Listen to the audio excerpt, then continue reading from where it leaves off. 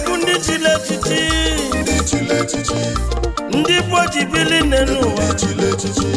ndị na-eme ọgọ egwu ndị chili echichi ndị chili echichi egwu mekene odogwu Igbo ji bili onye ka na-ekwu maka ya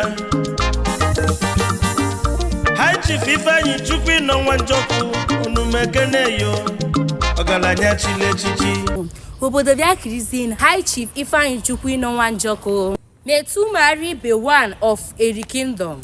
Metu marry be one of Eri Kingdom.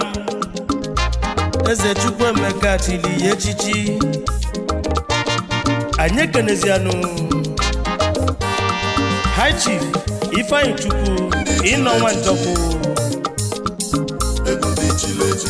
Metu marry be one of Eri Kingdom.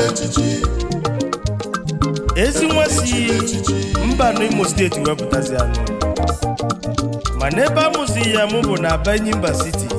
Metu marry ibe High Chief Ifeanyi Chukwu ịnọ nwa njọkụ ọgaranya chili echichi odogwu chiri echichi Igbo ji dị ebube onye chiri echichi bụ Eze Chukwuemeka Eri ọ ya bụ na echichi ewere certificate odogwu amụrụ na Aba Enyimba City iso na ndị chiri echichi ọ ya adịghị mma ndị chili echichi akụrụ na amalụ onye balịa egwu ndị chili echichi ahụ